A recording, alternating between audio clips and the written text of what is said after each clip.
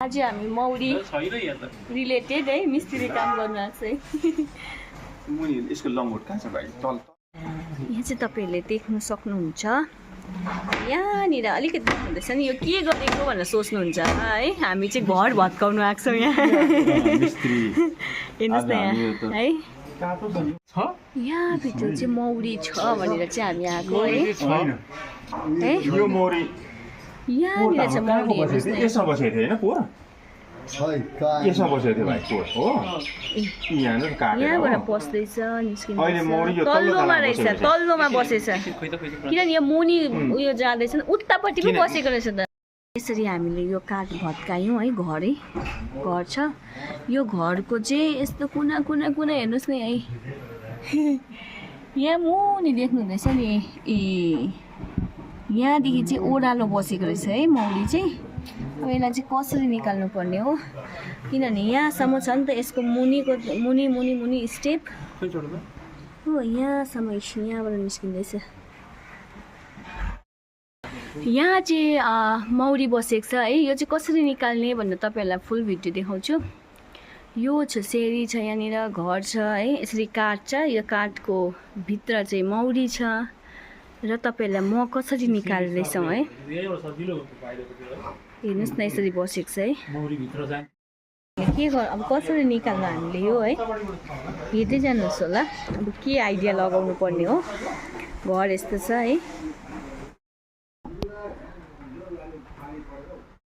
यो चाहिँ मले यस्तो भएको होला है मले हैन पसिना बाफ आउँछ नि त बाफ यहाँ पनि दुलो पारेको हो म त तिनीहरूले त्यो बाहिर निस्किन दिँदैन नि दुलो पारेको छ थुप्रो मौरीले के अब कसरी चलाइदियो दखल पर्यो भने मले तर मले फेरि काठ बिग्रिँदैन नि तर यो प्लाइवुड चाहिँ गयो यो त काम लाग्दैन यो त गाको यो त भत्काएपछि काम लाग्दैन नि फेरि काम त लाग्दैन मौरी पनि कस्तो ठाउँमा बस्छ है आफै घर बनाए बाटो हैन यो चाहिँ हैन मैले पोर तपाईलाई भनिराखेँ नि फेरि आएर बस्छ है यहाँनिर भनेको थिएँ नि भन्नुभएको थियो यहाँ त्यस्तो तरिकाको बनाइदिनु प्रकारले आएछ किन तपाईँ यहाँ दुईटा बनाइदिनु भने सजिलो हुन्छ किनकि यहाँ चाहिँ दुई भागमा काटिएको छ नि भित्र एक भागमा माथिल्लो भागमा छ यसरी बसेको चाहिँ यहाँनिर उतापट्टिबाट चाहिँ निकाल्नु सक्दैन यतापट्टिबाट चाहिँ कोसिस गर्दैछ भित्रबाट यसो गरौँ भाइ पहिला यो सिट हटाउँ है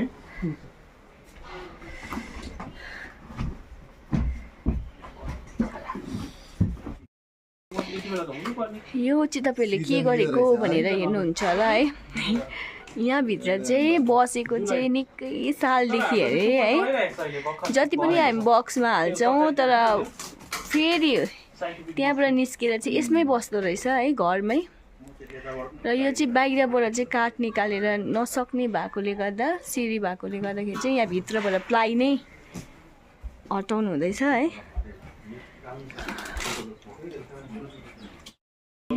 चाका हेर्नुहोस् न पुरा मौरीले यो के काठै तातो बनाएर बिगारिदिसकेछ त्यसको हिटले गर्दा नि तपाईहरुलाई म देखाउँदैछु हो यो चाहिँ हामीले घरै भत्काउँदैछ यहाँ भित्ता नै प्लाई सबै नभत्काउ भन्ने नि र यसमा चाहिँ स्वा गरेर चाहिँ बज्दैछ भित्र चाहिँ छ रहेछ नि हेर्नु सक्नुहुन्छ है भित्र यसरी बसेको रहेछ दाजु यही छ चाका यहीँ रहेछ त्यहाँ कतिवटा छ चाका एउटा दुईटा तीनटा चारटा जस्तो रहेछ यति व्यवस्थासँगले बसेको छ कि यो मौरी त्यही त है कति मजा गर्दैन नि मौरी यति नै हो छ नि यता पनि छ यता मौरी यहाँदेखि चाहिँ यता रहेछ हेर्नु बच्चा कम्ती छैन नि यो बच्चा तपाईँ यो लाउनै पर्ने रहेछ डुलमा म चाहिँ धेरै छैन तपाईँको यो चाहिँ म हो तपाईँको हो यो हो यहाँदेखि म छ उनको कहाँसम्म छ भाइ लङ्गुट कहाँ हो यो त लामो चुच्चो जस्तो छ त है हैन म पुरा छ नि ट्याम्मै छ नि म ट्याम्मै रहेछ यो त तल रोड थाङको सरको जस्तै भएछ बुढो त साँच्चै गयो गऱ्यो नि बुढो बिचारा हामीले पनि दाजु लामो यस्तो लामो लगाएछ नि त है 20 मादले डोड यो माथिको त यो त दामी हो नि है यो मोडलले त्यो सेतो जति सिल गरेको जति सबै सिल गरेको त सबै जङ्गल नजिक छ नि त यहाँ कि आमा नि हेर्नु त पुरा रहेछ मही तपाईको चाहिँ यो पारी जङ्गल नजिक भएकोले कारणले ए उतैसम्म छ उतैसम्म उता बढीको तलबाट पनि निस्किन्छ नि त होइन यत्रो भत्काएपछि माथि बिम छ नि त बिम ए त्यहाँ टाल तर यसलाई ट्रान्सफर गर्नु नि चाका ट्रान्सफर गर्नु सजिलो छ लु दस यहाँ हेर्नु हामीले भत्काएर मौरी त चाहिँ हेर्नुहोस् न यहाँनिर हो मलाई तपाईँको त साफै रहेछ नि यो चाहिँ होइन उता पनि छ जस्तो छ त यहाँ छ नि चाहिँ चाका त झन्डै पोरकै जस्तो रहेछ ए उता चाहिँ यसै गुच्छा परेको रहेछ सबै मौरी यो चाहिँ खोल्दा चाहिँ हामीले भाइ त्यो तल्लो लङ्गुरसँग खोल्नुपर्छ होला भाइ यो चाकाको तल लङ्गुरमा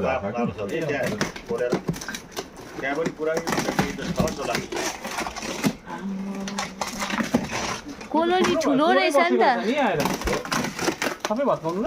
है तल लङ्गुरसँग यसरी बसेको रहेछ हेर्नुहोस् है यहाँ हामीले प्लाइहरू सबै भत्काइसक्यो यहाँ कुछ पानी के लिए कुछ खाना पड़ता है भन्नु भयो यो तल त छैन होला है उतापट्टि चाहिँ खाइन्छ उँधो चाहिँ छैन उनीहरूले एकै ठाउँमा आउँछ नि ए उता त्यसरी बसेको रहेछ यस्तो प्रकारले एकै यहाँ तपाईँको पहिला लगाएको थियो हुन्छ सारिदिउँ तपाईँको बच्चा त्यति बेसी छैन कि मरै बेसी छ अलिकति सार्दा भइहाल्छ बक्सा पो ल्याउनु पर्छ बक्सा ल्याउनु पऱ्यो सामान जुटाउनु पऱ्यो तपाईँलाई के भन्दा एउटा मिस्त्रीको डोरी हुन्छ नि सर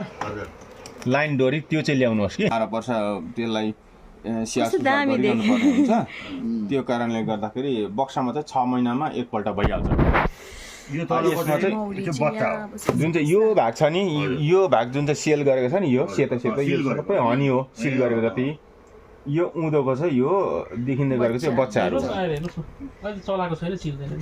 अहिले अब त चलाउनु त्यस्तो हुन्छ सर पहिल्यै काउ यो चाहिँ सबै मह भएको हो यहाँदेखि हेर्नुहोस् न यसरी भत्काएर सबै सक्यो है यहाँदेखि चाहिँ मह हो यो सबै मह हो र यहाँदेखि उताको भिडियो चाहिँ तपाईँले नेक्स्ट पार्टमा हेर्न सक्नुहुन्छ यो भयो नि है र कसरी हामीले निकाल्यौँ र कसरी साइन्टिफिक बक्समा हाल्यौँ त्यो अर्को योहरू चाहिँ सबै बच्चा छ यसमा चाहिँ